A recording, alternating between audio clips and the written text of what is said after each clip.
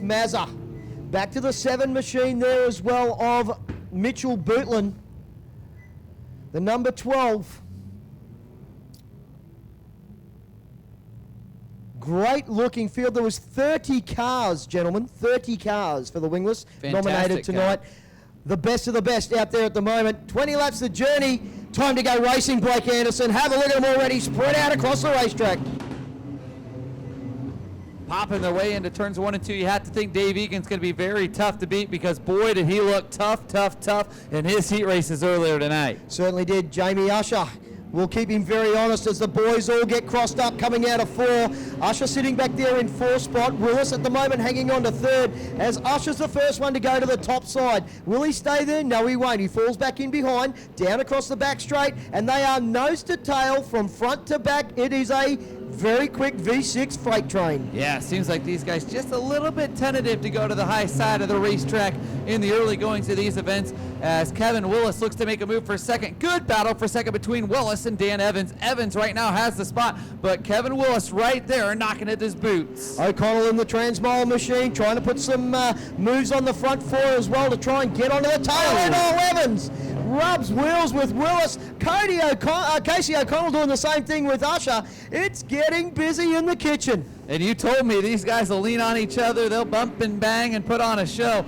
Kevin Willis into that second spot, but right now, how about Dave Egan's? He has pushed that lead to nearly 2 seconds. The number 5 machine up on screen at the moment of Dave Ellis doing a great job in the middle of the pack, but the front man starting to open up the gap. He always says if he feels dangerous, that's when he's on the money, and tonight he is certainly on point, leading the way at the moment. Have a look at the gap he's got already over him, just puts it on the bottom, catfishing around as Blake Anderson would say, and he's already got about a 7-car length lead over Willis on the front straight. Boy, you have to think here, if you look at things with 6 laps in, Steve, that if we stay clean and green, Dave Egan's is going to have to negotiate through some lap traffic, and as we say in open wheel racing, that's when things get fun. Yeah, they certainly get interesting, that is for sure, and it depends on who he's going to drag along with him as well. Evans under all sorts of pressure from Usher. They sort of come up the racetrack right next to the fence and they move to the mid and then right on the bottom on the exit and then go right out wide again, trying to keep that momentum happening with the V6 Brigade. Always put on a fantastic show here at Ozdeck Patios Archerfield Speedway. Usher still applying the blowtorch. That is the real battle on the racetrack at the moment as they battle for the bottom step, 3rd and 4th. Have a look at Egan's just touching the brake there, Blake, settling the car down and doing enough to pull away. Have to wonder if he's kind of biding his time here a little bit, as right now Kevin Willis certainly chewing into that lead. The last 2 laps he's got 0.2 of a second off the advantage. Have to wonder maybe is Egan's just kind of tiptoeing through the tulips and pacing himself at halfway. I like that, tiptoeing through the tulips. They're certainly doing that at the moment. I got a big grin on my face. That's pretty funny.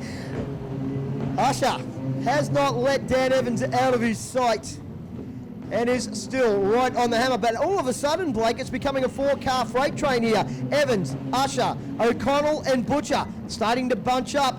Great battles at the back here. And that lead continues to dissipate as you're exactly right. 3rd through 6th, putting on a show as yellow flag flies. We got one around in turn number 1. And that'll be the 32 machine. 8 laps to go, Steve. And yeah, it goes quick, doesn't it? It does. With 9 to run, it's just a question of how far, not if. Yeah, exactly right. Have a look at them brake checking each other, Blake, as they come out of turns 4, as they head towards the single file cone, and once again open up the taps on the V6 Buick engine. Down through 1 and 2. Usher doing a great job at the moment holding out O'Connell, but O'Connell, the Transmile machine and current Queensland Wingless champion, doing a fantastic job trying to throw it up to him. Casey O'Connell up into the 5th spot as Dan Evans runs in the 3rd spot. Casey O'Connell dancing on the high side, trying to make some action work up there. They say in racing back home, you got to go where they ain't if you want to win, and that's exactly what Casey O'Connell's doing. Sorry, that's Cody I'm thinking of, his brother. That's the current Queensland Wingless champ. But Casey, straight out of juniors, straight into Wingless, doing a fantastic job. It is really starting to get busy here. The boys are climbing all over each other, but have a look at them. Nose to tail, front to back, all the way through. And your leader right now, Dave Egan's, hasn't pulled away from Kevin Willis like I thought he would. Willis staying right there, well within striking distance with 5 to go. Butcher has a look underneath O'Connell. Can he get the job done? No. Oh, yes, he can. O'Connell got it all screwed up coming out of the middle of turn 2, and Butcher said, I'll have that. Thank you very much. Don't have to invite me twice. Seems like the V6 just doesn't quite have enough power to get around the high side and really make things work right now with the bottom as good as it is. Well, see, you're so used to him coming out of the turn, carrying the front wheels down the back straight. Mate, it is all driver talent. You're just driving on that right rear, how to set it up, balance the car into the turn, and try and find the moisture to keep that momentum up. Yeah, back home with our non-wing sprint cars with 900 horsepower under the hood, you mash the gas and your front end's dancing around.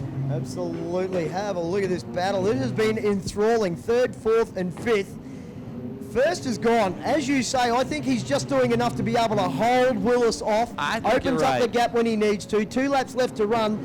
Doctor's jacket next time by. But it's been a fantastic 20-lap journey.